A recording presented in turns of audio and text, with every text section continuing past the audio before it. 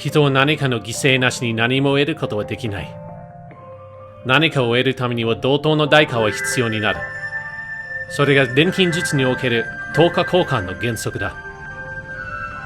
その頃僕らはそれは世界の真実だと信じていた。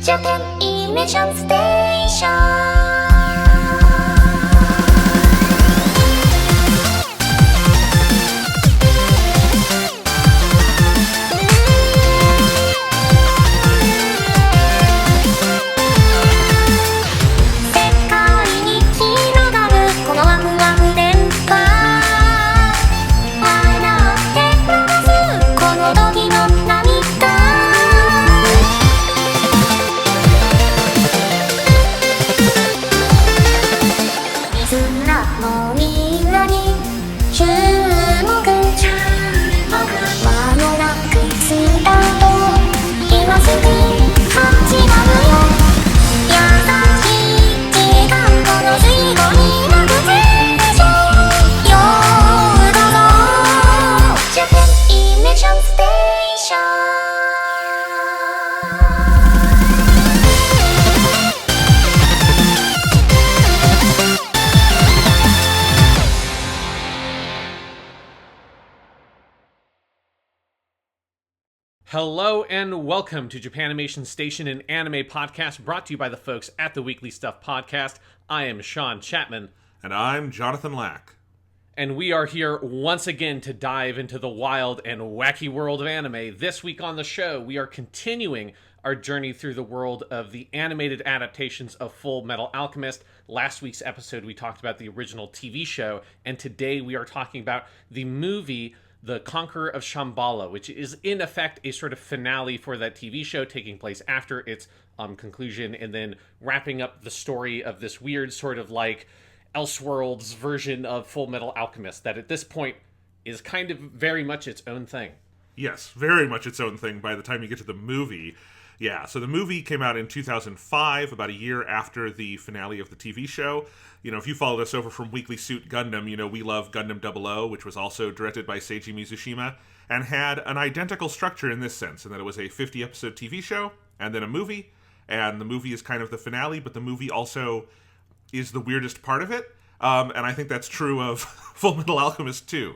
So, yeah, and we can talk about how successful we think it is. I have a couple of Japanimation Station announcements to give before we dive into this movie. Just wanted to let people know.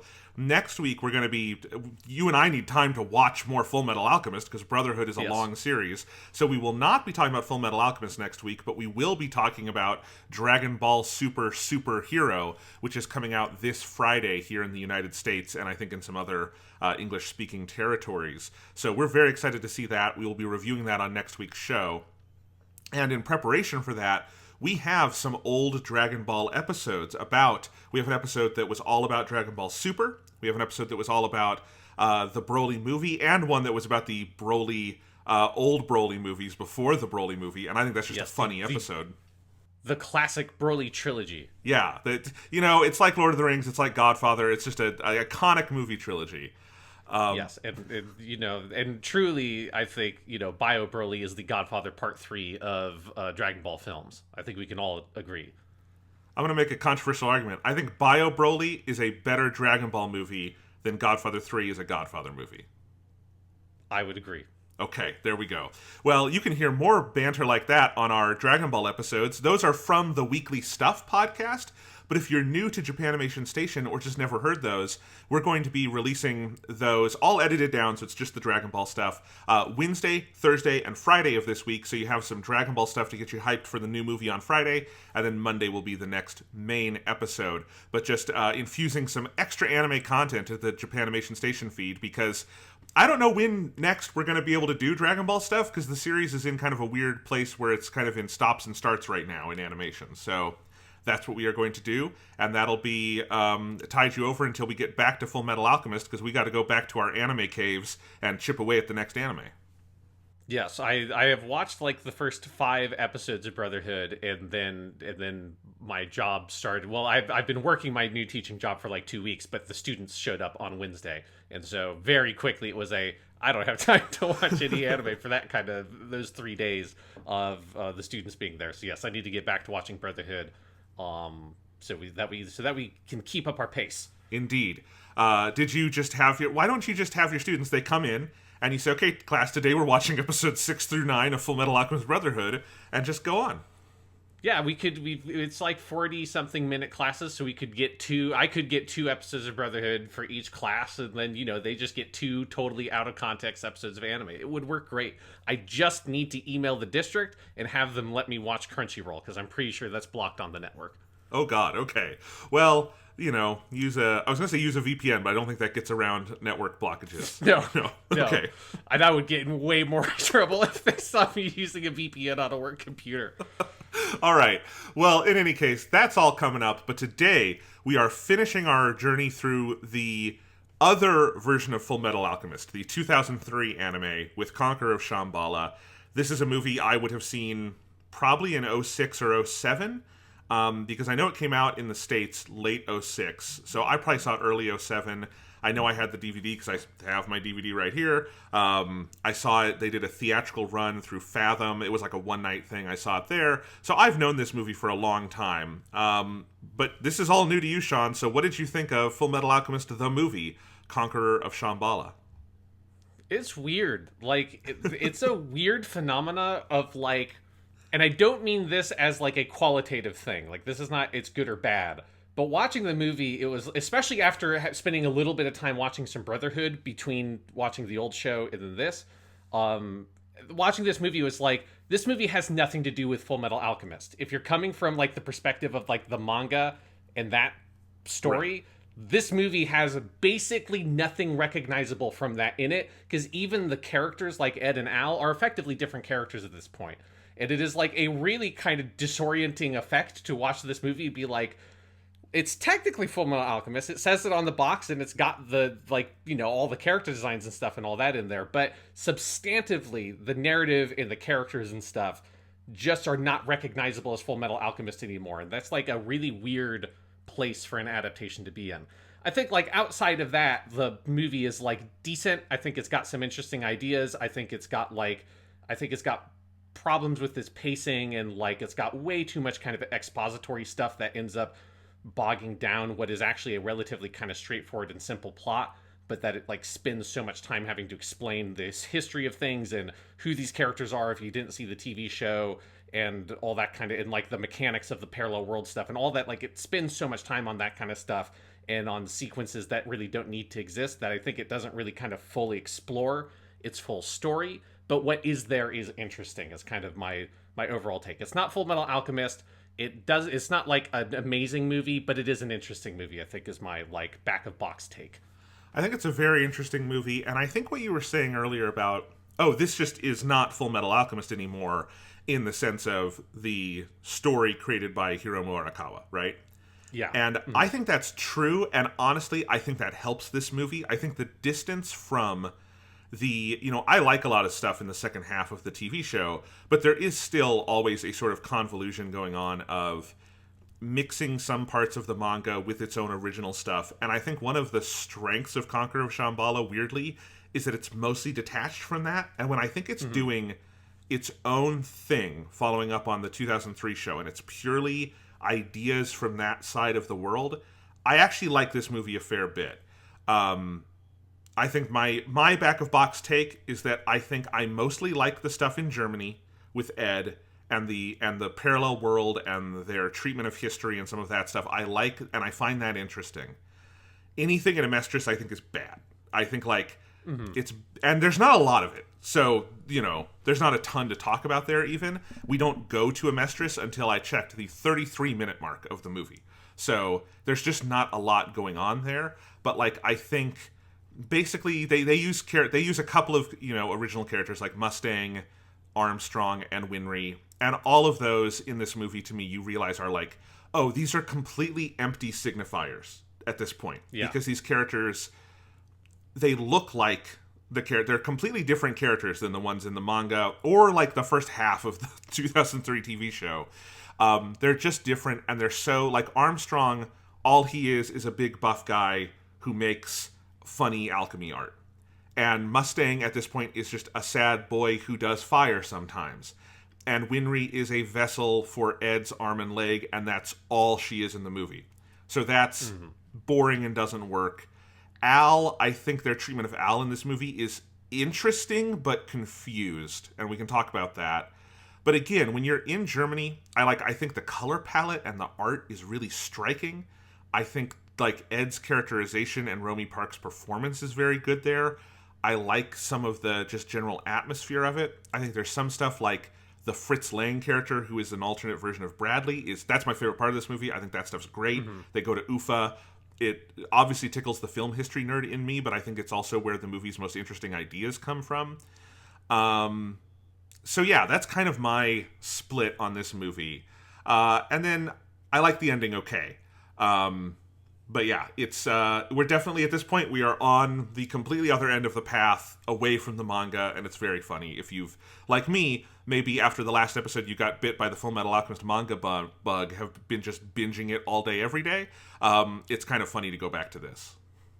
Yes, because again, it's just like not recognizable as that in any way, shape, or form, and so it's very weird. But I will definitely agree with you that when it is in in pre-Nazi Germany and it's kind of dealing with Ed's side of the story, that is definitely the best part of the movie. And there's stuff, particularly I think in the first half, that is really kind of striking and effective there, and then some of the Fritz Lang stuff is good. But yes, as soon as like the Amestris stuff starts coming in, it's like clear how little the movie knows what to do with that stuff, and it has to spend so much time on the plot to sort of work all those things. That then also I found like a lot of the last act of this movie just kind of slightly gobbledygook.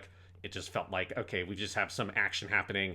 They didn't invest in the antagonist character much at all. Like it becomes like sort of a mess, I think, at the end of not really knowing how to bring any of its major ideas and coalesce them together. Yes, I think that's generally true. You know, I think it's a beautiful production. I think it's a very nice looking movie. I think it's cool to see the artwork and the direction from the 2003 show, which is very strong, freed from the constraints of mid-2000s standard definition animation. Yeah. This is an actual film on, it would have been shown in theaters on celluloid. It's just in a much higher quality. It's much more fluid. The colors are deeper and richer. And I will say, this is the best looking Fullmetal Alchemist animation. Brotherhood, I think, is a pretty poorly animated show at times. I hope, because I like you, I've watched the first couple episodes and it's dire at the beginning. I think it gets better as it goes along. But so this is kind of the height of it visually, I think, on screen. And, I think Michiru Oshima does great music again, and the voice acting is great. So all of that is still very impressive. Yes, yeah, absolutely. As a production, which is true of the 2003 show, right? Like, it just has like it feels like a well-oiled machine. In this being a movie, it gets to take advantage of that even more. I mean, even though the sequence itself, in a plot sense, I can't think it's just like I don't even know why it exists. The fight between Wrath and Gluttony is spectacular. Like, yes. It's like an incredible piece of animation and choreography. It reminds me of some of like the stuff in Naruto. Like, there's a couple of episodes of Naruto where they like just go fucking whole hog on the action, and it gets very extreme and kind of exaggerated, and it's a lot similar to that style, which is around this same time. Those episodes would have been coming out with the Chunin exam in Naruto. And so, yeah, some of that stuff, like, there are incredibly gorgeous sequences and amazing examples of animation. If you like want to get some very sick anime GIFs, there are lots of sick anime GIFs that can be made out of this movie for sure. Yeah, absolutely. And, I'm watching it on my old DVD, which it looks fine. It's got some old Funimation DVDs were bad at compression on motion, so that's mostly okay for the 2003 show, where it's a mid-2000 standard definition anime. There's not a ton of crazy complicated motion in it. The movie has a lot more, so you notice like macro blocking and stuff. This is one where I wish I had a good Blu-ray of it or something. I'm sure I could go find online a nice copy of it. And it is, weirdly, while we're recording this, Crunchyroll has Brotherhood and this movie, but not the 2003 show or the Brotherhood movie, which is a weird combination, and I don't know why that exists. Yeah, I'm confused by it as well. I don't know what... I mean, that's how I watched the movie. I watched it on Crunchyroll because I knew it was on there. I was like, oh, that's just an easy way to watch it. And yes, I love the idea of somebody watching all of Brotherhood and then watching this movie and not knowing any of the context around this and starting at the beginning being like, oh, okay, I guess it's its own little thing with this like nuclear bomb thing. And it's like, wait, what? Ed's in like pre-Nazi Germany? What? Yes. What's happening? I love the idea of someone like just stumbling into that moment with no context at all. Well, do you want to start there then with we do have like a prologue sequence for the movie that is our little kind of like get back up to speed with Ed and Al. This is a scene that would have taken place somewhere in the 2003 show where they're fighting this alchemist who has created a uranium bomb. And he's not an alchemist, he's a scientist, Jonathan. That's true. Let's be very precise. I don't know what the difference is in the world of Fullmetal Alchemist, but he's very insistent on it. That is something that this movie gets into a little bit, and it's weird because in like the manga and like the proper version of the story, and in parts of the 2003 story, alchemists are scientists. That's the whole point, right? Yes. Yeah. Ed is very, very insistent on the fact that he is a scientist, and that's what alchemy is. Like in the Lior stuff, which the 2003 show adapts very accurately. Yes. And they adapt this line that you're going to talk about. Yes. Yeah, he talks about. Yeah, there is, because Rose is into God, and this is a town that is, like, very religious, and it is like, well, you believe in God, scientists are the closest thing there is to a God, because we create things. It's very weird that this movie does get into this separation between science and alchemy, and I kind of see what they're going for in the sense that there is this alchemy stuff going on in Amestris, and then in the real German world of pre-Nazi Germany, there's like rocketry and stuff like that. So it's different kinds of sciences, and that's fine to do as a juxtaposition, but it's the use of like the verbiage that makes no sense to me. Yeah, I do think it is a little bit confused. It actually stems from the 2003 show, because I don't think we mentioned this scene, but it was a scene that I found very funny in that show that deals with this exact same thing of the split between the worlds, of where Ed comes through the portal and sees like biplanes flying around, and his mind is blown. It's like, flying machines? How? And then Hohenheim comes up and says, oh, in this world we split, and like in our timeline and in our world we pursued alchemy, and in this world they pursued like science and machinery. And it blew my mind, because he was standing there saying that straight-faced to a boy who had a cybernetic arm and leg, which is a lot more impressive than fucking biplanes. It's that thing of where it's like, it doesn't, because to be clear, automail has nothing to do with alchemy. Like, there's no implication ever that that's an alchemy thing. That's just, hey, they made cool robot arms and legs that hook up to your nervous system in this universe.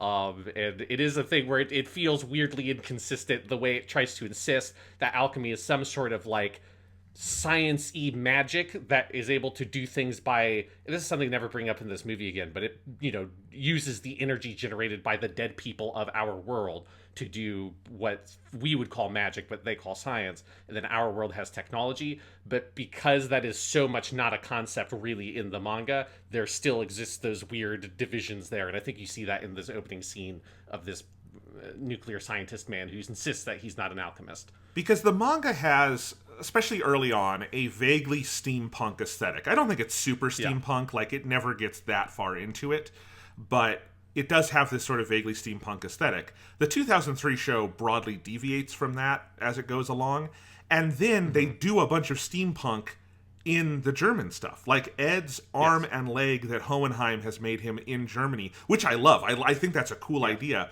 Are basically it's a steampunk arm he has. Like, it would be at home in any manner of steampunk stories. And so that's also a weird division where it feels, in a weird way, it feels like if they were doing the 2003 story from the start, Ed would have the steampunk arm and leg in Amestris, and then the automail would be something in Germany as like a advanced science thing. But of course, that's not how this whole thing was made. So it's not a huge problem, but it is interesting. Yeah, it's just like, slightly inconsistent world building. One thing I found weird about the opening scene, though, is that it never really becomes particularly relevant. Like, I kept on, because, they mentioned that the atomic bomb or whatever is in our world, and it comes up a couple times. It comes up at the very end. But I kept on expecting, like, that to be a much more major feature of the plot at some point, because this is how the movie opens, and it, the guy goes through, and I wasn't able to tell if any of the characters are that guy from the beginning who went through. No, they are. No, they're not. Yeah, because it's like none of them looked like it, but I just assumed, oh well, he performed the Jintai Rensei, the human transmutation, and he opened the gate. The gate goes to our world, and I just assumed that was what some of the plot was going to be, and that never really feels like it is actually brought in a relevant way for the rest of the movie. So I was kind of confused about why this kind of prologue section is what it is.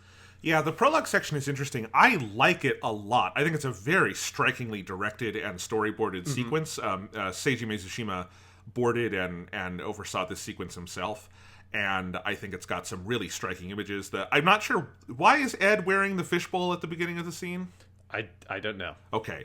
I'm not sure either, but it's a striking image when he's waiting up there with it. There's some very good staging. It's, I think, as a remind the audience who these characters are, it's a good version of that. But I think the prologue it's kind of in a nether region between two versions of what a prologue can be. There is the action movie prologue where it's completely detached from the action of the movie, but it introduces you to the characters or reintroduces you. And that's fine. If that's what this was, I think that would be fine. If you wanted to do a little, because most of the movie does not have Ed and Al together, the movie will not mostly have Ed and Al where Al is in the suit and all of that stuff, right? So I think it's okay if you want to do a little 5 to 10 minute prologue where you get some preem, Fullmetal Alchemist from the original run and do a little bit of that to bring us back up to speed and then go into the movie. There's nothing wrong with that. The problem is this scene does have the thing with the uranium bomb that is, at a minimum, a thematic gesture to the stuff going on in Germany, which I think is interesting. But then it becomes a plot thing where it does go through the portal, and it's brought up a couple times that it's there in the other world somehow, and it never gets integrated with the plot, but it is the thing that Ed and Al, it's their next destination, is they're going to go find it and disarm it or something. And that's what's weird about it, because if it's too connected to the plot to be your just fun action movie opening, the scene in Seven Samurai where the bald samurai saves the kid from the bandit, right, with the rice balls and all of that.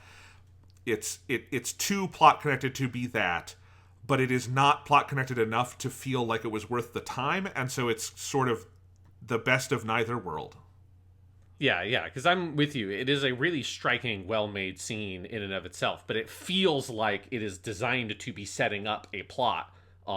Again, especially because of the thing with the portal. And if you're coming from the TV show, Ed is on the other side of that portal. So as soon as the guy opens up the gate, I think it should trigger a response in the audience to be like, oh, this is how this stuff is going to connect to the main plot.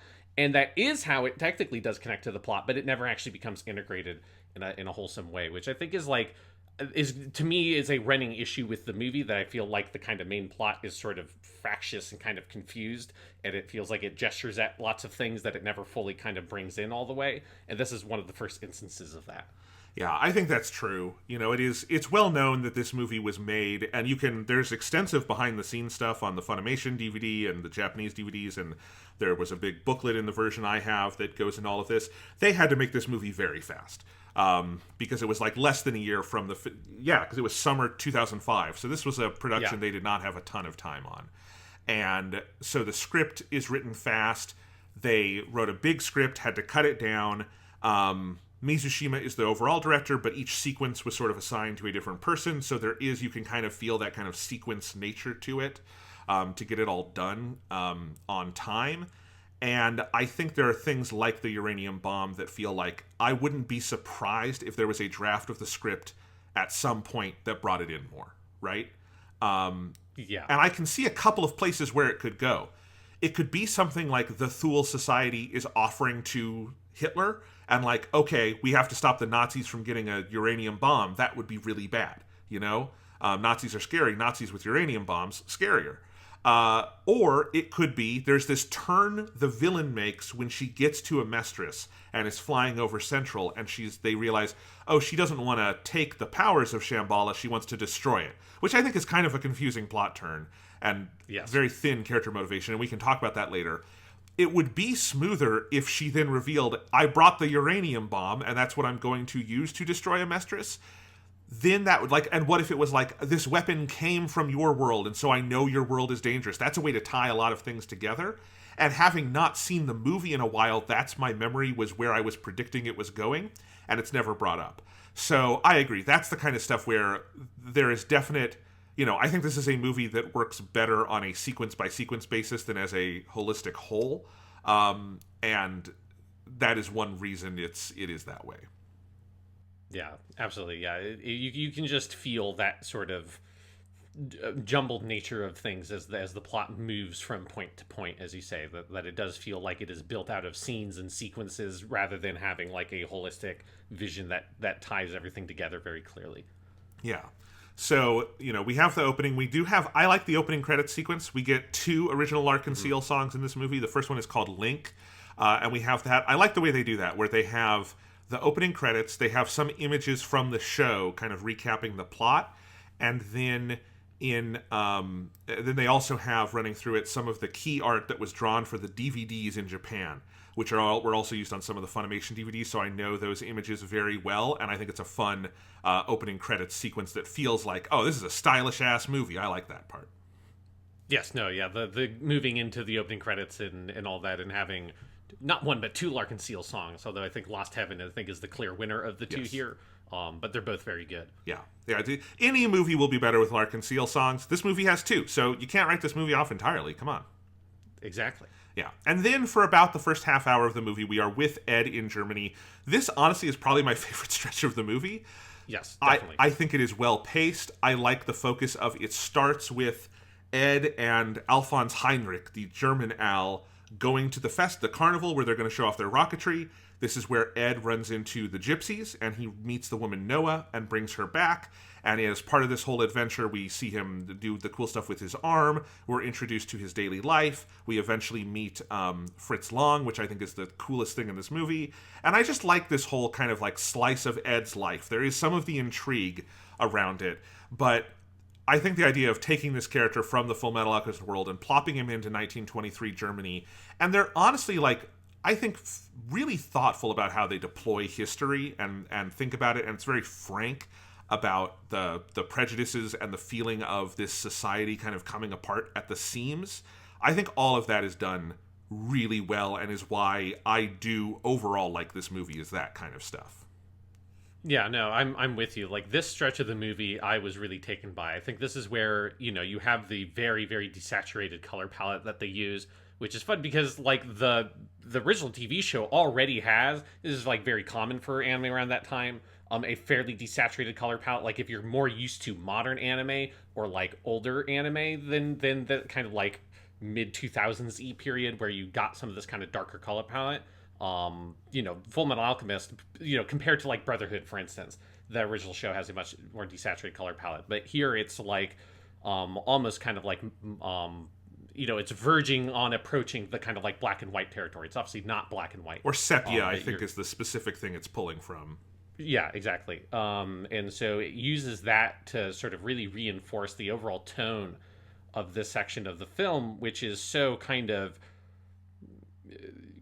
grief-stricken and lost, I guess, of Ed being lost in our world, but also being stuck in this like period in human history where we get lost, right? Where things go in the worst possible direction of people who are like afraid and feel powerless. And I think it really does a good job here of capturing this moment. I think the movie ends up overdoing it by like saying it in lines of dialogue too directly, too frequently. But early on, it does a good job of sort of setting the tone of this post-World War I Germany that is sort of like defanged by the Treaty of Versailles, and that creating this sense of unrest amongst the people who are afraid of this post-war reality and afraid of Germany being having its power taken from it and them feeling powerless, and then using that fear as a weapon against other marginalized people like the Jews and the Romani. Right. And so I think it captures that historical tone so well here. Again, I think the movie ends up like say everything I just said are literal lines of dialogue the movie will just say to you multiple times past this point. At that point, I think the movie kind of loses me a bit because it feels too much like somebody reading a history book and looking back at the period and just turning that details from the history book into lines of dialogue rather than it being organic things that people of the time might say or think or feel. But in this section of the movie, when it really lets itself breathe, I think it all feels like very genuine to me and it relates so well to where Ed is and his kinds of feelings and his sense of being without a home, living amongst with a Romani woman who very literally doesn't have a home, and then in a country that is whose desire to have a powerful home is so great that it is destroying itself and its like own moral foundation in the process of trying to create this sort of perfect home for the Aryan master race or whatever. Like all that stuff in this like 30-minute stretch is so well done that yes, like while I have a lot of issues with the movie, this stretch is so good that I think it like justifies the rest of the whole film basically in and of itself. Yeah, I think that's totally true. I think the general just sense of lived-in-ness to it all. It feels like it's because at this point, again, we're completely off book. So we're reusing some character designs where you recognize people who have become like the German version of the Amestrian character. So like a lot of the people on the rocketry team are people from Mustang's team in Amestris and stuff like that. But other than that, this is all, artistically original to the show, which I also think is a strength of it. Just gets to kind of fly on its own at this point. We talked about the color scheme. It's not like they colored it one way and then did a filter or desaturated it, which is sometimes how you will get this in different shows. What they've done here is they've chosen a color setting overall that is darker and more. I think it's sepia tinted in some ways. I think also it reflects just some of the ways like movies of the time would have been toned and tinted, and I think that's kind of cool. But it's very rich. It is darker, but it's not monotonal, and I think it's really striking to look at. And if anything, I think when you go back to Amestris, I think they maybe overdo it, and it's like weirdly oversaturated because it has a lot of bright colors, but I understand they're trying to kind of show the difference. And of course, as you said earlier, the 2003 show, I mean, shows from that period just literally had fewer colors to work with because of how digital ink and paint in standard definition, probably 8-bit maximum color, so you just had many fewer colors you were able to paint with in the computer. Here, this is a film. They had more time. They had probably higher resolution, deeper bit colors that they were working with. So there's a lot of that. And I also think Romy Park is phenomenal in this movie, but especially in this stretch. Just like the way she plays Al as being a little older. And this is really the oldest we're ever going to see Al in a version of Fullmetal Alchemist, because this is years after the show, so he's like 18. I don't think he ever gets that old in the manga. So we have an older version of Ed, and I think a kind of wiser, calmer, and sadder version of Ed. And I think it's just, they give her a lot of space to perform and to act, and particularly the character scenes opposite Noah, where they're explaining, sort of their backstory, and realize that Noah, with her like psychic powers, has seen the other world through Ed, and he can be honest with her. There's just some really great voice work there. And, Romy Park as a great voice actor is not like a stunning revelation, but it's really good here. Yeah, and I think it's more impressive to me than I feel like a lot of her stuff in the TV show, which was still very good, but was not. I think I mentioned this on last week's episode, that it wasn't to like the 100% A+ like home run quality that I kind of normally expect from Romy Park. But what you get honestly with her from Lauren in Turner Gundam, and some of the stuff from the first few episodes of Brotherhood, and here I feel like you're getting that she's either being given better direction or she's given more space, whatever's or the script's just working better with her, whatever it is. I feel like she's really given the full room to kind of chew on this character and fully live and breathe that experience, and it comes through so much in the same way that I feel like Kuya Rie in the TV show was able to do with Al, and Ed didn't have as much space, or Romy Park wasn't given the right stuff to work with, whatever it was. Here it feels like you're getting okay, this is the full Romy Park experience. This is why she's such a respected actress. Yeah. And I think part of it is just Ed is a clearer version of the character here than in the last stretch of the TV show. I think they have a much better sense of what they are doing with Ed here than they had in the TV show. And I think the opposite happens to Al, where I think Rie Kugamiya is always going to be very good, but I don't think her performance is nearly as striking here, because I think their version of Al in this movie is fairly confused as a take on the character. Yeah, I mean, yeah, exactly. It is almost the opposite scenario of what the TV show had. Because Al here is just he's so on the edges. I mean, he's barely in the film. Yeah, we'll get to it. Yeah, but Romy Park absolutely phenomenal. Yeah. So we have all of that. I think there's interesting stuff like having. So they have all these alternate, history versions of the characters, and one of those is they have Hughes in here as a, basically a cop or a soldier who is has joined the, nascent Nazi party and is becoming demagogued into all this hatred. And I think that's always been a striking choice that I remember from, being a kid and watching this, is taking the most lovable character from the TV show and putting the Nazi stuff in his mouth is a really interesting statement, I think, about how people in a society are swept up by societal hatreds and stuff like that. And I think some of that material is good. They do this kind of like quasi-redemption thing for him near the end that doesn't feel fully resolved for me. No, it's dumb. I mean, he's still a Nazi. Yeah. It's good. They're gonna go to World War II. That dude's still a fucking Nazi. So yeah, like I think they don't really land it with that character, but the idea is good. The idea is good. I think it works in this stretch where you expect him to be someone on Ed's side, and then instead he's the most vocal, critic of him, bringing this Romani woman home with him.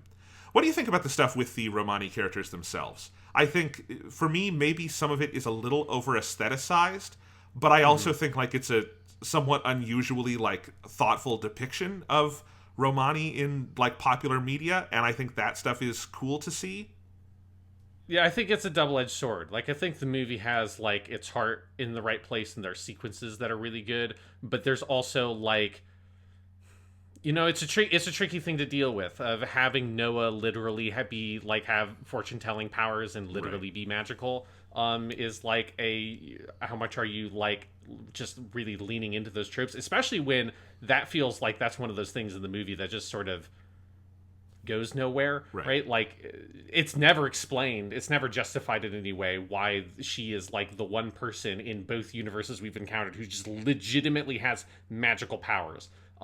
Is a weird thing that is never really justified. And then also the stuff with her where she does, she is being, duplicitous with Ed at a certain point and is manipulating him and, is like spying on him effectively, which is the thing that like is the paranoia about the Romani, or the gypsies as they call them. It's like, I'm mixed on how the movie deals with that stuff, where I think its heart's in the right place, but it also, I think, ends up leaning into some of the stereotypes that it wants to deconstruct, but leans into it too kind of wholeheartedly without really kind of looking at it more in an analytical sense. Yeah, I think that's true. I think that it's, as with many things in this movie, I think it works better in the opening scenes. Yes. Where it feels more sort of human and complex, and like this is a group of people, and they're good in some ways and bad in others, because they do sell Noah into slavery, basically. And you kind of see why that decision is made, but it still, leaves a bad taste in your mouth. But then, Noah herself has some really good scenes, and then, I think the biggest problem is that Noah becomes your only Romani character in the movie, and I think then her depiction becomes very confused, and then that becomes a problem. It reminds me a lot of, like, Disney's Hunchback of Notre Dame, where, like, it definitely gets points for trying, in that it is and that's dealing with, like, a text that has a whole history behind it, and Disney did try to, and is successfully in some ways, update it in more respectful ways, but then I also think it gets into some of the, over-aestheticization of the characters, tying into, like, some of the more, like, I think, hyper-aestheticized sort of media depictions of these characters, which Hunchback does, and then this does with, like, some of the dancing and musical sequences. The one in the cart in the beginning I like. The one near the end with, like, the funeral and everything is weird to me, because it's a weird moment where it suggests that everyone's just moved past the racism for a second, and I'm like, yes. Not in 1923 Germany, they didn't. Yeah, it's like, you're still in, like, pre-Nazi Germany, like, where, you haven't solved history, obviously. It is good that the movie isn't trying to fix history, but it is weird. It's like weird that that they like continue with that kind of more happy tone or whatever there, particularly with Noah as a character. And I think, like, part of the problem with Noah is, as with, like, a lot of stuff in this movie, as you get into that last section, she just becomes a prop, right? Like, she's no longer really a, like, major character. Her experiences aren't really focused on her relationship with Ed. Feels like it becomes very sort of sketched out, rather than it feeling like a real character relationship. And yeah, so it's the thing where the setup of it all is very effective, but the execution is not all the way there. And one other thing with Noah is I think the voice actress isn't like awful, but Sawai Miyu is the voice actress who plays Noah, and she's clearly like was a very inexperienced voice actress. She hasn't been in a lot of stuff, at least in terms of anime. Like she, is often the case with a lot of voice actors, even if they don't necessarily do a lot of anime, they might have done lots of work in other areas like narration and commercials and stuff. But she definitely gives I think, pretty notably kind of unemotive performance in the movie, and it feels like it doesn't hold water next to like what Romy Park is doing with Ed and that kind of stuff. Yeah. I think there's an interesting thematic idea they gesture at and becomes very confused, but there's so many of these ties that I wish the movie tied together, of the idea of the Thule Society looking to Shamballa as another version of what the Nazis wanted to do to Europe, of creating an ethno-German state, which they do state. They it goes deeper into the history and the prejudices in some ways than I would ever expect of a movie like this, right? And I like that it shows all of that, because that is an interesting idea of that there is this other world that they view as mystical that they can use for their purposes. And the Thule Society and the Nazis want it for this reason. And maybe Noah, and I think this would be helpful if other Romani characters were in the movie with her, but the idea of, what if there is another place that could be a homeland? What if there is an Eden for us or something like that? And if you tie that together and then had Ed being the one who has been there and knows that, no, it's just another world that has had all of these problems, that's interesting. What it ultimately becomes is Noah gets completely sidelined, and the Thule Society villain Eckhart just wants to destroy the other world, and then it's impressively animated, but it's just a lot of like, wild nonsense action as they try to stop the bad guy. And all of the ideas about that relationship between the two worlds get thrown away, and I find that disappointing because I think there's a setup that's really interesting for it. Yeah, I'm 100% with you. Yeah, I think it's playing with this like sort of, paradise kind of motherland sort of idea that the Nazis are pursuing. And then us knowing, coming from the TV show, and we have seen in the TV show what has happened with like the people from Ishval and all that kind of stuff, that we know that, very intentionally, because, things like Nazi Germany is part of the things that influenced Fullmetal Alchemist in the first place, that there's that kind of thematic relationship that already exists in the original TV show, and you're kind of extending it out here by having literal Nazis be involved in the plot. And it's a really interesting setup that I agree. Like it just sort of ends up sort of fizzling out at a certain point. And it's one of the places where I think you can feel that the movie was originally designed and scoped out with a script at the very least as being a much bigger thing. Although obviously, if you look at like what is said of that, the original version of the script would have led to like a 3-hour movie. That's like completely insane and unrealistic, and almost it would have been the longest animated movie ever released at the time if they had made it that long. So it's like it would have never been 3 hours. But you can see how like the idea for the story they had was much, much bigger, and then what we ultimately got is something that feels like it ends up having to take a bunch of shortcuts along the way in order for it to actually wrap up within an hour and 40 minutes. Yeah, I think that's very true, because there's so many good like setup decisions. Like the entire idea of that this isn't just, pre-World War II Germany or interwar Germany, but it is 1923 specifically. It is about the beer hall putsch. It is about like this failed revolution by Hitler that really was successful in the long run, because it's the thing that makes him into a martyr and that like sparks it all in the public consciousness. And then when he gets out of jail, he becomes the chancellor and then the Fuhrer. And I think all of that is just like, it's a very smart series of decisions of where to put this for the ideas the movie has and wants to explore. And then I agree. I think as it goes along, it gets more and more kind of rushed and, mixed up. One thing I think it does do well, start to finish, is I do love the Fritz Lang stuff. And I wanted to talk about that. So, Ed meets him completely by chance, and because what he sees is that it's King Bradley from the original show, and he's freaked out because he thinks it's a homunculus, but instead it's just whatever alternate world version of the human who became King Bradley was, and it happens to be our friend Fritz Lang, director of many classic movies. This is set in the period when he would have been directing Die Nebelstein. I'm not sure how to say it. because I am not German. Well, I am German in my ancestry, but I don't know anything about it. And anyway, so you have the scenes where they're talking. He is going by the name Mabuse, which is one of his early movies, Dr. Mabuse the Gambler. And then they go to UFA, which is the big movie studio in Germany at the time where a bunch of classics are made. One of the great movie studios in the world, certainly in terms of its technical capabilities. And this is also, a few years before Fritz Lang is going to flee Germany and go to America to avoid persecution. And they have a bunch of the biographical details right. I think their sort of connection of the whole idea of other worlds with filmmaking and some of the sort of meta-textual themes going on there is very evocative.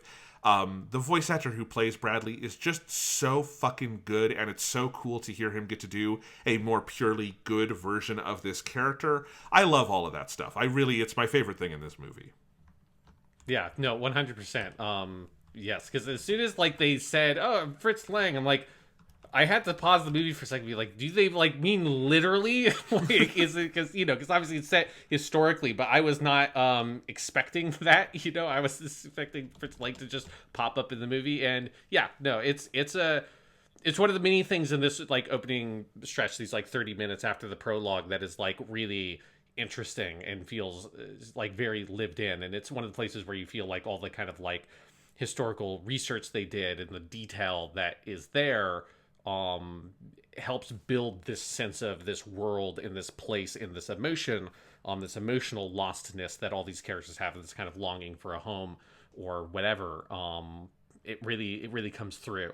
And yes, and the voice actor Hidekatsu Shibata, who plays Fritz Lang / is King Bradley, it is a fun performance that he just gets to be like a guy, right? Which is what it comes across as. Instead of being King Bradley is this, he's the Daisoto, right? He's the leader of this whole country. He's also homunculus. He is this sort of perfect person, and then being able to really kind of take, I think, a couple of a little bit of the character traits of that person, but really bring him down, ground him, humanize him. It's a really interesting vocal performance.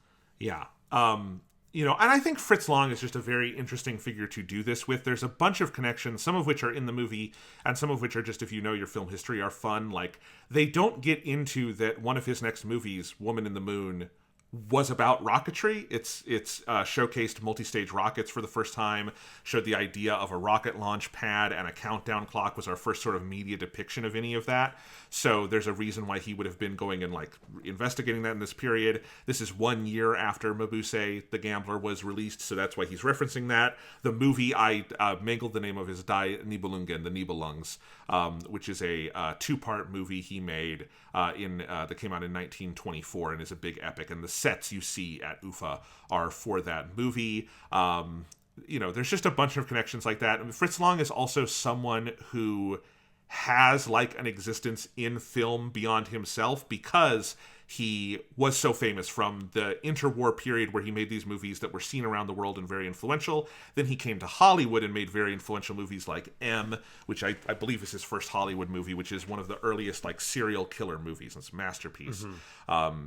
And so just people knew him very well. And then there's stuff like Jean-Luc Godard's Contempt. He has a role in, and he's very funny, playing himself, an alternate version of himself, directing a movie. So he's always kind of had this second life in film as well, and I think that's fun here. The thing is, Fritz Lang, I don't know at what point he started wearing it. He did have an eye patch in real life. Uh-huh. They don't have him use that in the movie. That would have been a funny connection, because Bradley has an eye patch. He has an eye patch for a very different reason, but they could have used that there. I don't know if in 1923 he had that. It was from a World War I injury, but I don't know if he had started using an eye patch yet. Yeah, I have to imagine that he must not have, or presumably they would have done that, because right. I knew that also, and so that's... Yeah. I was also surprised. It's well, you took your eye patch character, and then you from your anime, and then you made him in the real world a guy who also had an eye patch. Why would you not, put two and two together there? And I have to assume that they probably just didn't want to break the historical research that they had done. Right. Basically, it made me I just want a 13-episode anime miniseries about Fritz Lang with this voice actor, just going through his life history, because that would be very fun. That would be very good. Yeah. But within the movie, I like it a lot. I love his final line in the movie, I think, is about God, I'm forgetting the exact line, but it's something about film and science, or film and like weapons of war. These are both, films and weapons. Both are the results of scientific technique. Then I will keep making films, the dazzling dreams of other worlds. That's my favorite line in the movie. I think that's a really good moment, and is one of the better pieces of like, thematizing the movie is able to do near the end. Everything with the Fritz Lang character I like. Yeah, 2 thumbs up. Yes. Fritz Lang, good job. Also, made some good movies if you've never seen them. Metropolis, it's a banger. Then there's like 100 different versions of it, so you can watch it as many times as you want.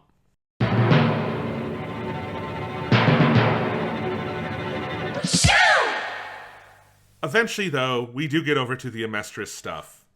It's mostly bad. The stuff with Mustang was so much more threadbare than I remembered. It's literally, all it is he's like living in a cabin, secluded for reasons kind of unknown, frankly.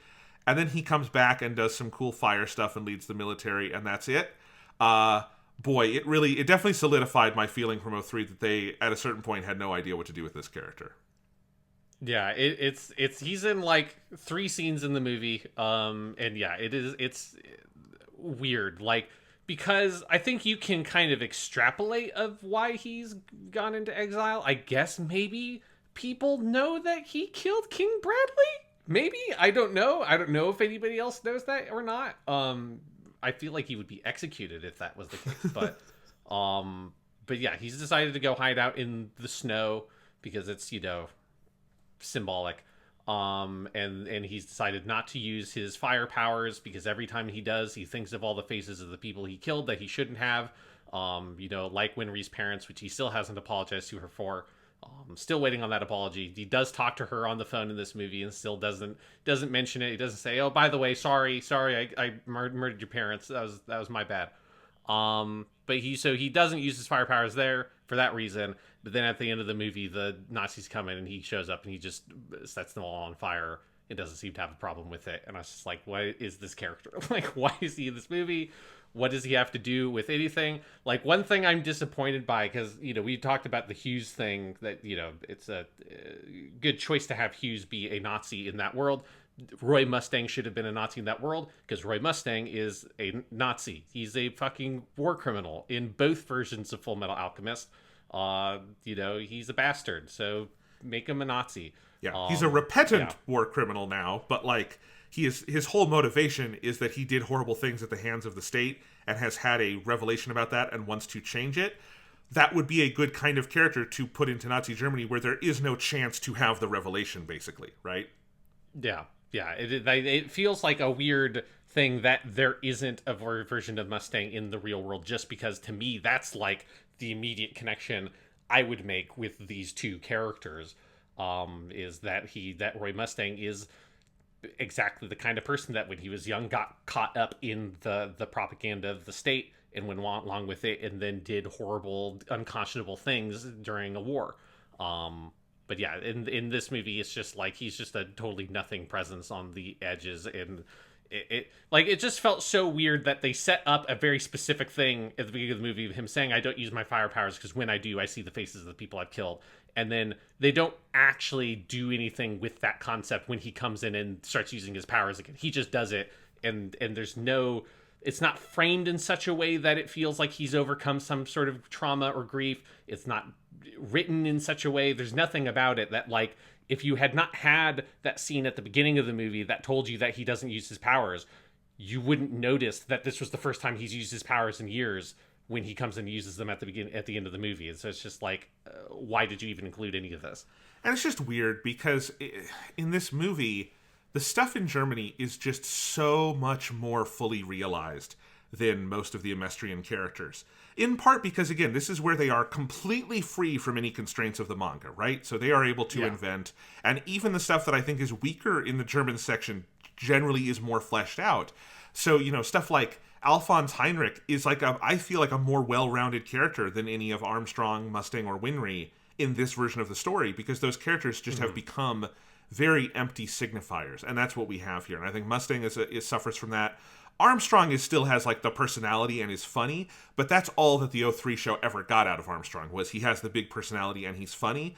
And it's not entirely their fault. They never adapted up to the point where, like, I was reading the manga the other day, and you get to the flashback where Armstrong is in Ishval, like, cradling the young child that has died, and then he gets dismissed because of it.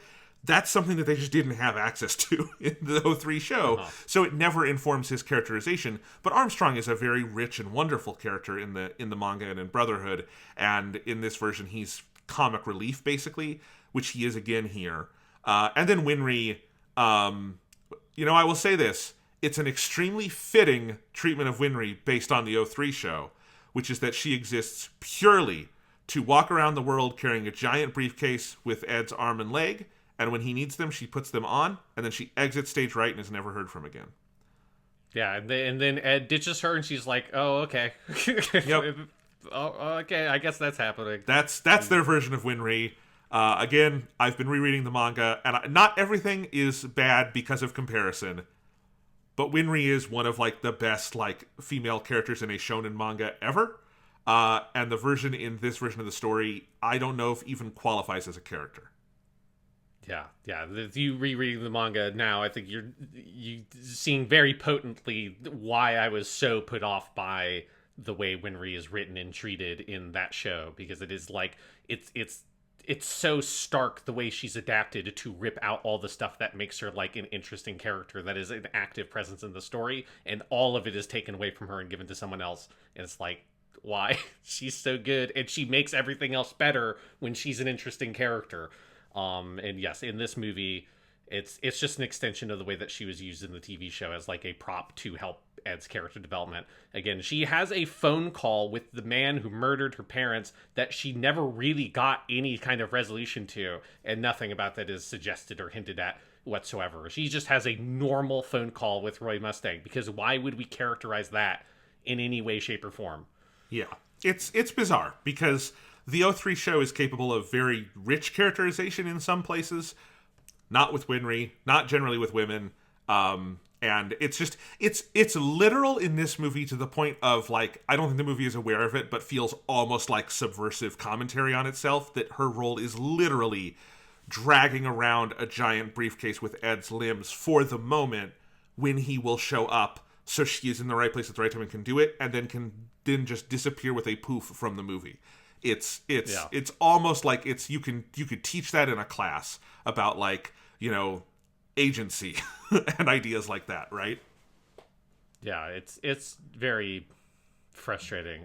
But at least here it's like she's barely in the movie, so you don't have to like stare at it all the time. It was a thing in the TV show where it's like, while all of her important stuff was cut out, she was still technically in scenes a lot. So it's like you were like having to stare into the face of what they did with this character over and over again.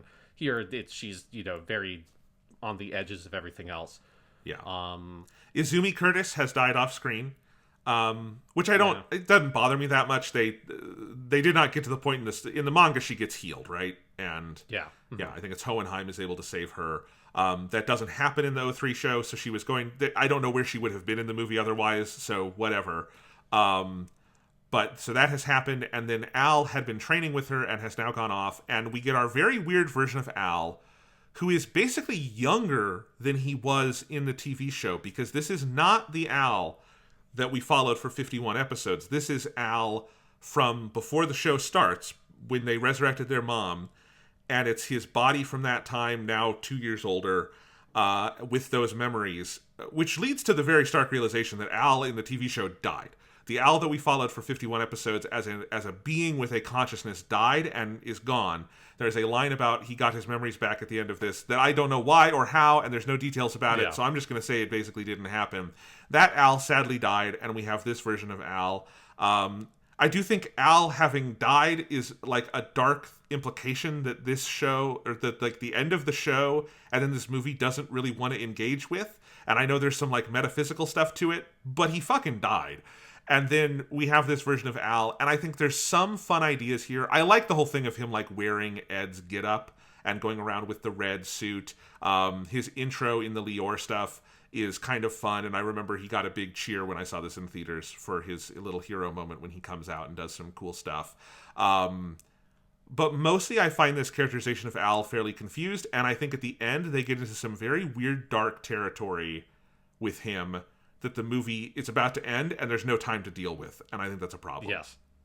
Yeah, no, it just I don't know what they're doing with him in the movie. Other than like I get the sort of like fan service, hey, let's have Al put on the red coat and have him clap his hands together. Which again, at this point he had been doing for a bit in the manga. But he claps his hands together, although it's because he has alchemy circles on his gloves, I guess, because he doesn't have the memory of the door at this point, so he can't just do it normally or whatever. But whatever, they come up with a way for him to clap his hands, and he does alchemy stuff.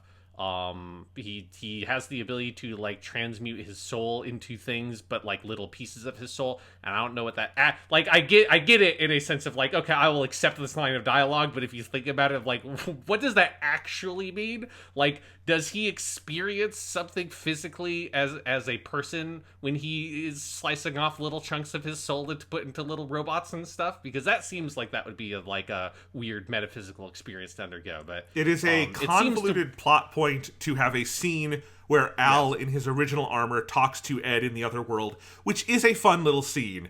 But yes, don't think about it too hard. They should just flash that on screen while it happens, because no, don't think about it too hard.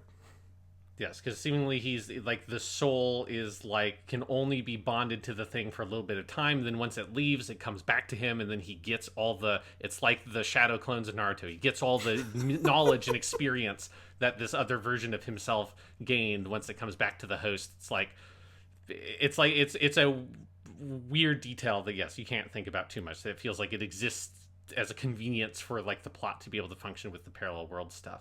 So it's like all of that stuff is like it's fun on the surface level of seeing Al get to run around as like a human, like fleshy person and be able to have actiony moments.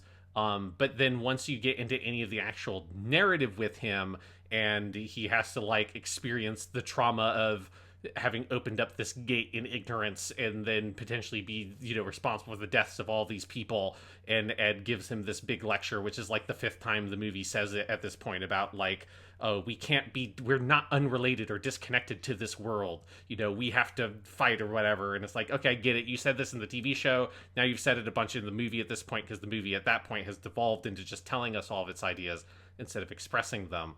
But at this point, it's like, well, you can't unpack this concept with Al in 10 minutes. And so it's just stuff. It's just narrative stuff happens with the character without it being rooted into any, like, I feel like psychology or real thematic idea for that stuff to be processed. It's just stuff that happens. Yeah. 2 reactions. One day I want to do an episode of this podcast where we just play a game where I throw plot points at you from various stories from history, anime, just various human myths, and just see how many of them you can connect to Naruto. Because so far, all of them. In 10 years of podcasting, I've never seen you not connect something to Naruto. So it's the easiest thing to connect stuff to. It's Naruto. It's the universal story. Like if you go back far enough, the ancient Egyptians you see on like a little cuneiform or whatever, they wrote a Naruto. The little swirly icon for Naruto. It's just it goes back to the roots of who we are as people, really. I have an idea about maybe one day doing Naruto on this show, and I'll talk to you about that off the air, but if you want it, let us know. Second, with Al, I want to break down the baggage they give Al. And it's a couple of things. So first off, so he meets up with Wrath, and Wrath takes him down to the ancient city from the end of the original show. And it's always weird to me to say the original show. It's true, it is the original show, but it's not the original story because the manga predates it. But the first anime, they go down there. And then you have an absolute crazy bloodbath sequence where in about 5 minutes, 5 characters die. 5 major characters. First off, you have Wrath and Gluttony, who do have this absolutely spectacularly animated fight. Like, if you're an animator, go study that fight. It's fucking great. Like, it's a phenomenal piece of animation. Not super motivated as a thing because, like, Wrath is also, I think, fairly confused as a character. It felt like the end of the show was teeing up a version of that character that is interesting to me, of, like, a homunculus who is going to try to live as a human, and what does that mean? And instead, they don't do that. They completely ditch that. So Wrath gets bitten by Gluttony, blood goes everywhere, and he gives Al the chance to really do a horrible thing and open the gate using the death of these 2 living creatures. So, okay, Wrath and Gluttony, dead. Then on the other side, you have Hohenheim Also, a fairly stunted character in this movie because he exists in the mouth of Envy, who is a dragon in this movie, who is attacked with the Spears of Longinus. I want to ask about that in a minute, because I feel like if you're an anime and you use the term Spears of Longinus, I'm going to think about something. But anyway, so you have Envy and Hohenheim, and Hohenheim is doing the same thing for Ed, and Hohenheim gets bitten into just massive pools of blood. The 2003 show in general has a lot of blood in it. And this movie ups the blood quotient. So, massive pool of blood, 2 more characters, Envy and Hohenheim are dead. And then, to get Ed through the portal, Al dies. German Al dies. To be fair, he was going to die anyway from tuberculosis, which is part of why he did all of that. But he does get shot in the back and dies. So you have 5 major character deaths within about 5 minutes. And a couple of them... And I feel like all of them should make Ed and Al more uncomfortable with everything that comes afterwards than they have time to be uncomfortable with in the remainder of the movie. No, yeah, I mean, all that happens, and then, like, the Nazis don't take over yet, and then they, Noah dances at a funeral, and everything's fine. Everything is fine. Like, yes, I saw my dad get brutally murdered. And eaten by a dragon, which was my half brother, who is his original son, who he abandoned and then died, and then they turned into a homunculus by trying to resurrect him, and then they got turned into a dragon here, and he killed his father. So my half brother murdered my father right in front of me, and then my actual full brother Al, he killed 2 sentient creatures, one of whom is like the resurrected son of our teacher, who came back as homunculus, and he, killed them by transmuting them and opened a portal. And then after he opened the portal, he saw dozens, if not hundreds of people ultimately get killed in the battle that happened in the city afterwards, several of which happened brutally and, graphically in front of my brother. But Noah danced at the funeral, and everything's fine. It's just everything is totally fine. Also, there's a nuclear bomb somewhere, but it's fine. Everything's fine. Okay, it's all good. There's a nuclear bomb somewhere in Nazi Germany. Oh no, yes, no. Because yes, there's that half of it of getting through the portal. Then, when all the portal stuff happens, there's a specific scene where Al is going through the wreckage of Central and sees basically a dead kid under rubble with a little teddy bear to tell you it's a little kid. And at that point, Al now has a greater weight on him than anything Ed has ever experienced. Because Ed's guilt is the thing about their mom. But at the end of the day, they were dumb kids who did a dumb mistake, and Ed has... Yeah, and Ed didn't murder his mother. No. He tried to bring their mom back to life with, science-y alchemy shit, but they didn't kill her in the first place, Yeah, he had some hubris, he got his brother all fucked up. He did fix his brother. He went through a lot for it. He did that. So, he gave an arm, he gave a leg. He did all of that, and now Al has to have on his consciousness the death of literal children in front of him. And here's the thing. I think there's possibly a way you could change the end of this movie to maybe address it a little more. Because the way the movie ends then is that Ed decides to go back to Germany to close the portal on the other side. It's fine. Why isn't that Al? Why is it not Al is wrought with fucking guilt about what he just saw and decides to take his brother's place in Germany and goes through, and then it is Ed who follows him, and the end of the movie is Ed saying, hey, you stuck by me after I did bad shit. I'm sticking with you. We're going to be together. Because the other way around isn't a character growth ending, it's a stasis ending. And that's the problem, I think. Yeah, well, I think the problem with that is that Al isn't a character in the movie up to that That's point. True. So it's it would be unsatisfying for that to be a thing, because it's well, you haven't built it up at all. It's it has to be Ed because he is the main character of this movie. Right. It's not like the TV show where the main character thing is split between Ed and Al. This is an Edward Elric movie through and through, so he has to be the person who decides to go through. For me, it's part of the weird thing is that Al also goes through, and he's just hey, brother, we're gonna be together through thick and thin. I stowed away on this, and that Al seems totally unaffected and unfazed by all the traumatizing shit he saw not 5 minutes before that point. That's the part of the ending that feels the most off to me. Also because maybe we're getting ahead of ourselves a little bit, but I find it a much less interesting ending than the TV show had of the two brothers being separated. Is more, I think, emotionally powerful and feels more real to me than the yeah, we're just going to reverse that and have them be together. They just have to be together in Nazi Germany now. I mean, I like, any version of a sequel to the 2003 series is going to have to resolve this, because what is the story if it's not them getting back together? I really don't know. Other than if it's just Ed in Germany and you never go back to Amestris, which is a thing you could do, but I can't imagine that getting funded and put it out in theaters. I think for me, the story is, and this isn't really, they don't land on this note. They don't really do this, but I think it could be done, is having Ed actively choose that separation now, rather than it being a thing that has happened to him. But him realizing like this is where our lives go, and him saying like this is what it has to be, which is kind of what he does, and the movie takes that choice from him. But also the movie doesn't fully build up that choice because it gets confused so much in its second half. But to me, that's, if I were writing the story and you told me you have to make a movie that's a sequel to that show, I would want to preserve that spatial relationship between the brothers and change the nuance of what it means for them, I guess. But I wouldn't want them to be together again, because I feel like that's just, there's nothing sort of interesting about the idea of them being together again to me. Yeah. No, and I understand it, and it's tough, because it is a sad ending on the sense of, if they're separated, it's Ed and Al, they're the main, their brotherhood is what drives the whole series. I think ultimately the right answer is what the manga does, which is that you have a happier ending that then has they're separate people who do other things, right?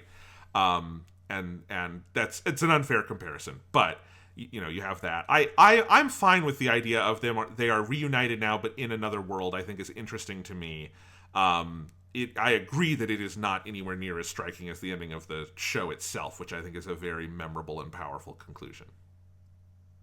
Yeah, I don't know. It's just, there's something about like, the ending of the show is about how, even though we are separated across these universes and all of this, like, we are still brothers, and like that connection still exists, even if they can't actually like physically be around each other or ever see each other again, but that like their bond is still real and is still there. Al, even having lost his memories of that journey, is still, carrying that torch for Ed. Like, that's a really powerful emotional note to end on. A much less powerful emotional note to end on is, we're still brothers because we're hanging out all the time now. Like, that's just not an interesting thing. Like, that's just not an interesting emotional dynamic, Yeah, no, I understand. I think it's hard for me to imagine them ever being able to, like, just in the sense of, like, I can't imagine how the audience would react to a final version of this that was them separated. And that's not a defense of it qualitatively. Mm-hmm. I'm just saying there's a reality to it that I understand. Like, plenty of stories get to points like this. But I definitely agree. The 03 ending is maybe the best thing about it, in that it is a very unique take on the story that is very resonant and like thematically appropriate. And this one gets, more confused as it goes along, and then is not a particularly powerful conclusion.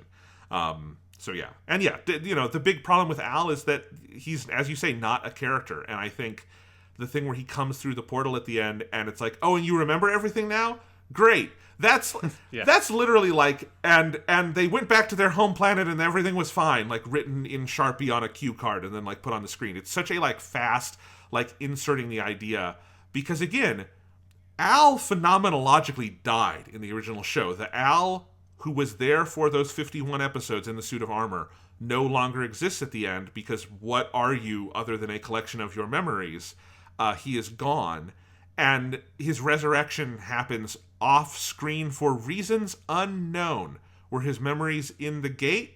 Maybe, but what is the gate? And if they're going to destroy the gate, what does that mean? It's like it prompts too many questions that don't help the story, Yeah, I think what it's supposed to be, just because this is what Ed says, but this is a thing that this show relies on way too much, is Toka Kokon, right? It's supposed to be, or law of equivalent exchange, because like gate parallel world fuckery happened, and when you lost your memories, because we have reversed to some degree some amount of the gate parallel world fuckery, your memories have been given back to you.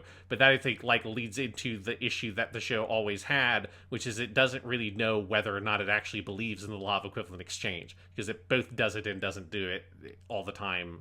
Even as it says it's doing both of them, it's confusing. And this is probably the biggest example of it, because it is the most like just an excuse to have Al's memories come back. It doesn't feel like an idea that the movie invested in the notion that the law of equivalent exchange applies here in any real way. But it's also, he says his memories come back. There isn't like an example of it. Like, hey, brother, you remember when we blah, blah, blah? That's not what happens. It's just, oh, hey, are your memories back? Remember when we killed that dude with the swords? That was fucking great. That would be the thing I'd have him say immediately. Yeah. No, just, anything like that.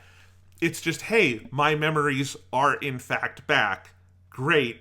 Let's go listen to a Larkin Seal song. The movie's over. It's weird on that level. Yeah. But we can come back to this if we want. I'm looking through my notes of other things to talk about. I mentioned it earlier and I don't want to move past it.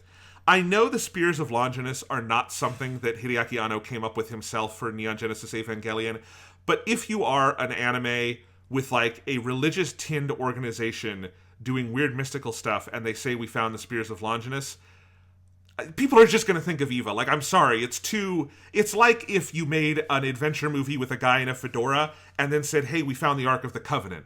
I know that Indiana Jones did not invent the Ark of the Covenant, but that's where my mind is going to go. Yeah, it's weird because, I mean, all the stuff with Envy being a giant dragon is weird. I mean, I get that he could shapeshift, but the TV show never got to the point, and I don't think at this point in the manga, the thing of Envy being, like, actually this giant, like, disgusting corpse monster, right? And, like that feels like that's what his real form is in the manga. That has not happened yet. That's in volume 13, and that was, like, 2005 or 6, so around... At a minimum, it would have been after this movie came out. So, yeah. Yeah. So it's like, I get that he's a shapeshifter, but it feels like a weird stretch that, oh, he came through and now he's a dragon. Like, is he still able to shapeshift, or is he stuck as a dragon? And why is dragon? All that stuff is weird to me. Like, I didn't actually even remember that he went through the portal at the end of the last TV show, because there's so much shit that happens in the last 2 episodes of that show that, like, what happened. Like, I had forgotten that gluttony wasn't taken care of, and that I guess was a hanging thread until he popped up the fuck out of nowhere in this movie. It's like, oh yeah, I guess that gluttony didn't actually die, huh? But yeah, but there's a giant envy dragon. It's weird. And then a bunch of occultist Nazis show up, and they have, and then he says, like, because it's like, oh, there are a lot of Spears of Longinus around the world, and we have all of them, or whatever. And I'm like, I don't know what that means. Like, I know the Spear of Longinus is the spear that the Roman soldier stabbed into the side of Jesus on the cross. Like, I get that. But, like, why are there, like, a dozen of them, and why do you have them, and what does it have to do with shooting it at, like, a giant weird dragon man? Like all that shit to me is just, like, really out of nowhere. And yes, like, it can't be taken as anything other than some sort of oblique Eva reference, you know? Like, it's very weird. Maybe in this version of history, one Roman soldier stabbed Jesus in the side, and then another, and they just kept doing it, you know? And he died and was resurrected, and they did it again, and then they rolled back the rock again, and he comes out and they stab him again, and that's how you get all the Spears of Longinus. Yeah, we just need a bunch of Spears of Longinus. It's weird. Yeah. Anyway, I don't really understand that whole stretch of the movie. Is just like, it feels like it, like, is a different movie that happens for about 15 minutes. Yeah. Overall, the stuff with the Thule Society, again, some good ideas there. Very confused. Your main villain winds up being this lady Eckert, who has 7 different motivations over the course of the movie before we land on, I'm going to destroy this world, and then she doesn't at the end. Yeah, she, like, if there's anything more underbaked in this movie than Al, it's her, right? Like, it's a thing where I just had no sense of what they were going for, really, with her as a villain, and her constantly shifting motivations, what that had to do with kind of anything. It never really felt particularly well tied into the overall themes or the rest of what was going on in the movie. And one, like, detail of a thing that, like, you know, this isn't really that big of an issue with the movie. It's just, like, a thing that I had assumed this movie was going to do, because I knew the movie was about people, you know, like, Nazi shit happened in this movie. I knew that, like, Hitler was in the movie to some extent. And I think I had the sense that it was, like, people invading the Fullmetal Alchemist world, you know, with, like, Shamballa, the Conqueror of Shamballa. So that's like the preconceived notions. I didn't know much about the movie, but I kind of knew some of that stuff. And I just assumed that the plot was going to be motivated to some degree by like somebody in our world learning that, oh, all of like the energy created by our dead people and like our souls are being used up and burned as fuel by fuckers in some parallel universe doing their dumb magic shit. Like, I thought that was going to be part of the motivation. Like, that feels like a really important detail about the way that these two parallel universes coexist that is not touched on by this movie, that is very focused on these two parallel world ideas. And I was kind of disappointed it wasn't picked up on at all. Yeah, because I think the actual answer is that's a plot thing that the original show introduces that they don't know what to do with, and so we're going to pretend we didn't do it. Because the interesting thing would be to find out what the other direction is. If it's a two-way door, then what does the other world provide to this world, right? If the, real our existence world, Germany 1923, provides this, like, fuel for alchemy, what does the alchemy world provide for the other world? And that's not a question that's answered, which I feel like if you're going to introduce that piece of exposition, you should have. I don't, whatever, it's fine. I don't care about that stuff too much. There's some stuff with the Thule Society that I think, like, this is obviously a long history of, Nazi-era stories where you have to introduce a Hitler sub-boss who you can kill and defeat because you can't kill Hitler unless you are Inglourious Bastards and you're going to go all the way with it. Most stories, you have to have your Hitler sub-boss. So, Raiders of the Lost Ark, you have the whole occult society, and we never get up to touching Hitler, and that's fine. There's, I think, more problematic versions like Hydra in Captain America, where it's like we're going to supersede Hitler, and we're even worse, but we don't talk about the racial stuff. We've sanded the serial numbers off the hatred, and I think that becomes a little problematic. I think the Thule Society stuff is... I respect the movie for at least not taking that kind of Captain America cop-out where it tries to imply that, like, they're the actual brains and they're even worse, and, like, the Red Skull is even worse than Hitler, so thank God Cap took the bullet for us all, but the Holocaust still happened. We're not going to mention that. This, at least, is they are directly trying to support Hitler until the moment when the woman's whole plan is to destroy the other world, and then it makes no sense. But nothing makes sense there, so that's fine. Yeah, no, it's I'm with you on that it's not the worst version of what you could have been doing with your cultist Nazis, but it's also the movie's not invested enough in that side of it to really kind of do anything interesting with those ideas. And I think, like, the villain lady is just a victim of the movie's problem with exposition in general, which is after that first 30 to 40 minutes, which is mostly all the setup stuff with Ed in Germany that's really good, the movie moves into this, like, very expository mode where there's so many different kinds of exposition that the movie needs to do around, like, expositing about existing characters like Mustang, who we've decided to include in this movie, and so they have an entire scene dedicated to him that is just exposition, right? The two guys going and visiting him. There's a bunch of stuff like that that's like, this is just expository information about characters from the TV show. Then there's historical expository information where they go into excessive detail explaining very directly some of the historical mechanics of 1920s Germany, which is like, I guess fine if you don't have any of that historical background, but it felt like they did that in a much more sort of smooth way in those first 30 minutes, and they keep on kind of giving you these very, like I said earlier, like, feels like lines of dialogue taken from a history book describing this period that you're just putting in the mouths of people living there. That feels really weird. So you get all this kind of historical exposition, and then the stuff that really kind of made me roll my eyes is all the exposition about the parallel worlds and how these portals work, and you need, like, the blood happens, and then, like, you need a homunculus, and this, and the rockets are going through, and then you have your Nazis, and so this Nazi lady is, like, tied down into all the weird, pointlessly convoluted mechanics around how, like, the parallel world stuff and, like, the gates are going to interact and go through and all of that. And it's just like the movie starts eating up so much of its runtime in that kind of middle stretch on all this kind of expository information that is mostly unnecessary, and is just using up the time it could be using to establish more important things about its characters and its themes. Yeah, I think that's true. And in general, in this middle section, it's just so... This is not necessarily a problem I have with the show, but I think because this movie is the ultimate endpoint of it all, it makes me see a pattern. There's a certain, like, the O3 show cannot see absolution without violence.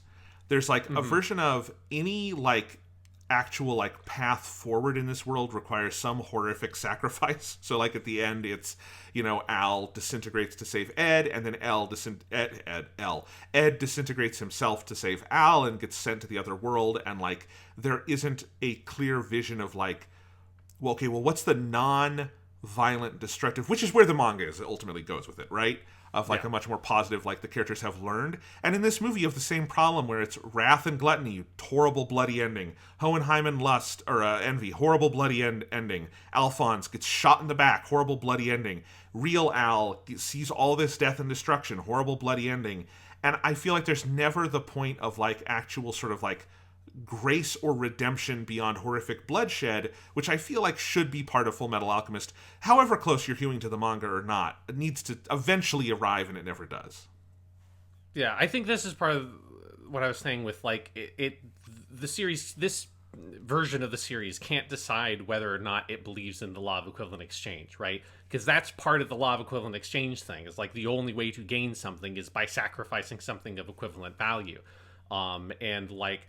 The manga ultimately, I think, argues that is like that might be true to certain things in limited circumstances, but it's not a universal philosophical truth. And that you need to break yourself of it and break yourself. And, you know, it's, you know, there's all stuff we'll talk about with Brotherhood, but like Ed breaks himself of alchemy in the cycle of alchemy, and he sacrifices that in order to like live a complete life unhinged by those or unchained down by that philosophical precept. And it demonstrates, you know, character growth and all that kind of stuff. And it feels like, yeah, the 2003 version of the story just kind of can't envision a world where like good can happen without bad balancing it out in some way. And it's kind of just like exhausting to a certain extent. And it's one of the things that makes it feel melodramatic. And I used that term to describe the show a lot last week's episode is that sense of like, it just needs like gory or tragic things to be happening at a regular clip, because it's just sort of the framework that the show views the world in, and it feels sort of a little childish or something. Like it feels a little bit adolescent, right? That it needs that friction or that gore or that violence or whatever to keep occurring, and it's frustrating because I think you can see that there is this desire from the source material certainly to depict this growth, but I think it's like a natural extension of so many of the ideas underpinning the series, including that like Toka Kokon / the law of equivalent exchange is not a thing meant to be taken at face value and is meant to be a thing broken. And they say that they want to break it and that they don't believe in it, but they never actually like follow through on that as like an actual narrative path. Yeah. And you know, there's nothing wrong with bringing in a little nihilism if you want, especially if you are talking about fucking Nazi Germany. Like, I get it. If the point you want to make is that, no, this is a dark and violent world, I will follow you there. I just don't think that this movie, or to a lesser extent the 03 show, the 03 show does better with it. I certainly don't think this movie has the actual follow-through. And we talked about that with Al and kind of the violence around that. But it does all of this stuff and then comes to... You know, the ending is not completely naive. The ending does acknowledge that, like, Hitler's going to come to power and all of that. It doesn't completely erase that. But it is a more happy kind of ending of, like, oh, well, at least we're okay. And, you know, I like the gesture to, we are beings in this world and we have to be part of it. And it is definitely, as you say, a little didactic.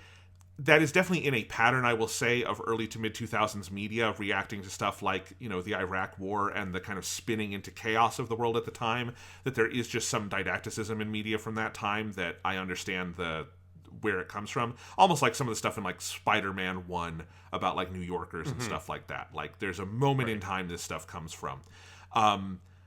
But it is not a full answer to the violence that they show, I don't think. And it's just, if you're going to invoke some of these ideas, there needs to be more follow-through. And this movie, in 105 minutes, where a lot of it, as you say, is wasted more on mechanical explanations for things instead of thematic explorations of things, which is where this show is at its best, this version of Fullmetal Alchemist. Yeah, and a lot of it feels like that kind of proving ground for things that they do in Double O Gundam, right? Like the notion of like that feeling of being disconnected from the world, or like, you know, that like quote unquote normal people or whatever, of like the expected audience of the show are these people disconnected from what's really happening in the world and need to learn to break from that. Like that is a primary motivating element of Double O Gundam, and it's like Seiji Crossroads' entire character, right?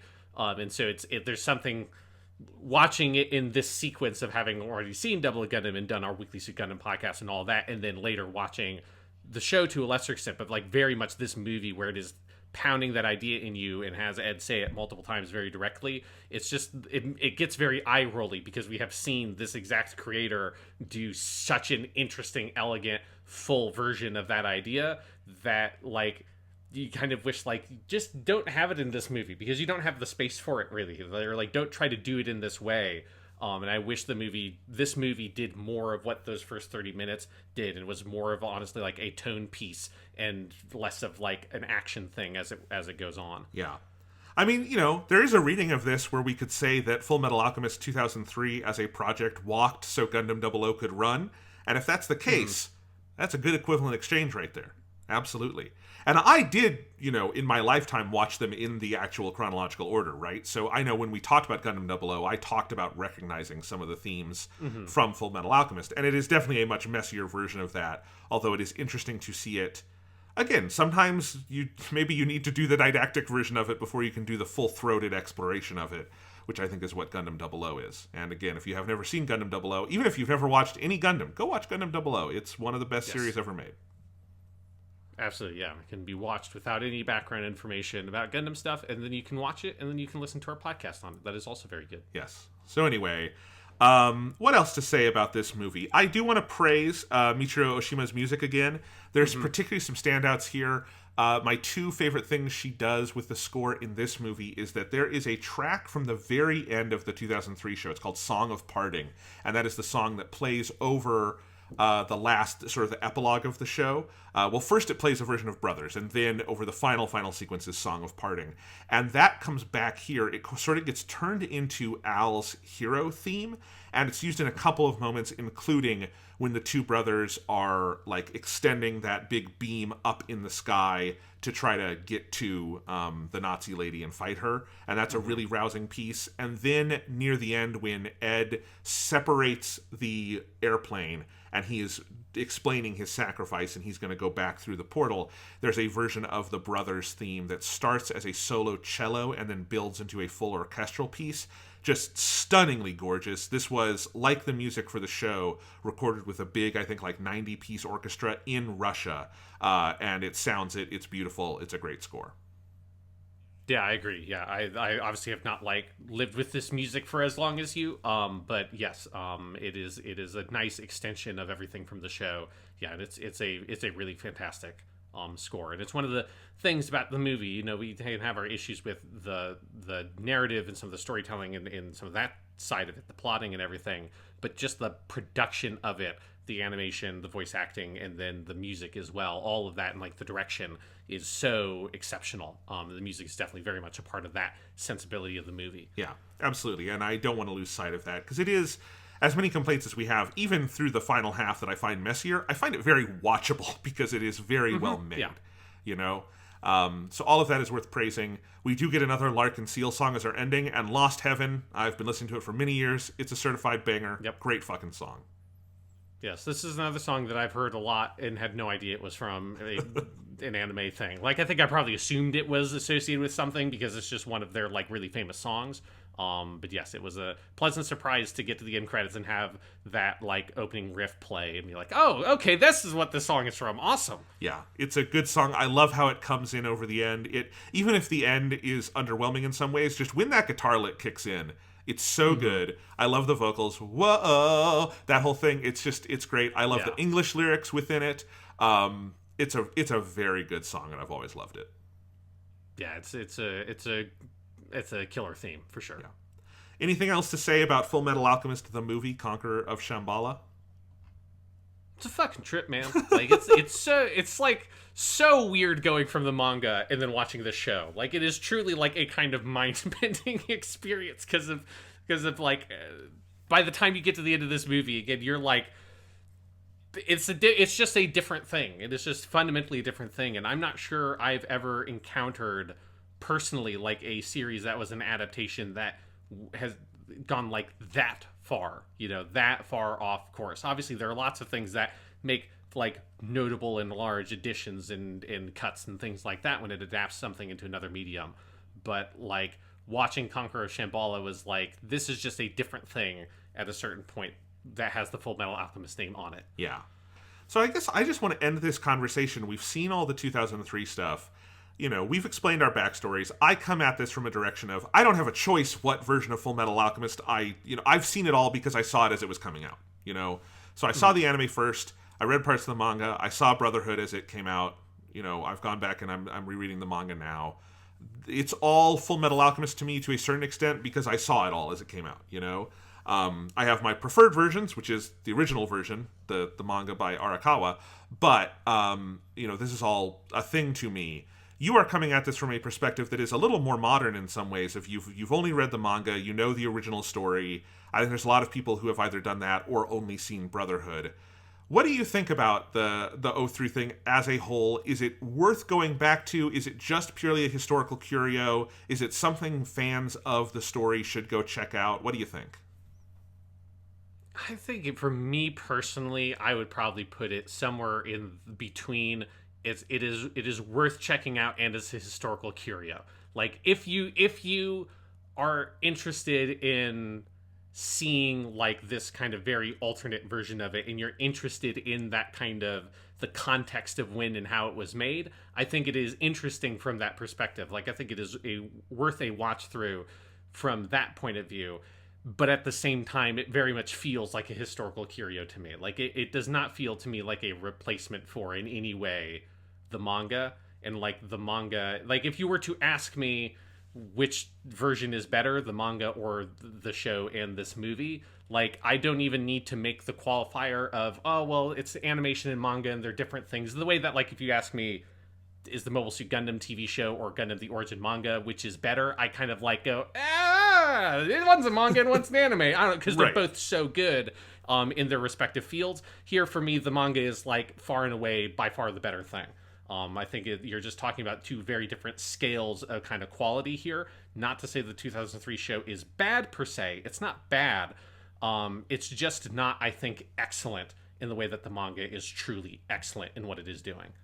I think that's true. And I think, going back to the manga for me, reading it now as an adult, it's a staggering work. Like, it is tremendous. It's not just like, it's a great manga. It's a great capital G manga, right? Like, it is a significant artistic achievement.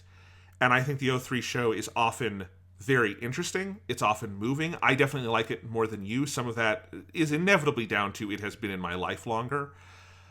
But it is obviously, it is more flawed, and even at its best, it is just a much smaller scale thing, for good and for worse, And so I think that's all true. And I think this is probably also going to be my conclusion with Brotherhood, by the way, which is a very straight adaptation of the manga for the most part, but the manga is, I think, just exceptional in its medium in a way Brotherhood might not be to the same extent, but I will reserve any conclusion until I've rewatched and reread everything for future episodes. But yeah, Fullmetal Alchemist, I think you and I have the perspective of totally worth it for a podcast because it's super interesting to talk about, right? But not everyone hosts podcasts, so... Yeah, I'll say I don't think I would have gotten past the first 12 episodes if I were watching it without the podcast. Yeah. Like, which is not to say that, like, and that would have meant I would have missed a lot of good stuff, because remember, I think that second core of this show is fucking killer, and it's great, and that is, like, well worth seeing whether you've read the manga or not. But as someone coming from the manga, I'm almost certain I would have been roadblocked by what I found to be that very frustrating first 12 episodes, which I found frustrating in large part because I was comparing it to the manga, and like the qualitative gap is so huge there. So yes, like it is a thing where I'm happy that I watched the whole thing, and I'm glad that we did the podcast because it helped me kind of push through some of that early stuff I struggled with, and get to the stuff that is like really interesting and worthwhile from this show. And I'm very glad I watched this movie, because even if I have my issues with it, the stuff that is very good in this movie is fantastic. Yeah. All right, well then, we're going to be taking a little Dragon Ball detour later this week. You're going to hear some bonus episodes about some Dragon Ball Super stuff to get you primed and ready for Super Hero, which we'll be reviewing next week, while we are working behind the scenes to get up to speed on Brotherhood and everything so we can finish our Fullmetal Alchemist series here on Japanimation Station. I am very excited for what the future will bring. Me too. It's time to get into those Brotherhood minds. Japanimation Station.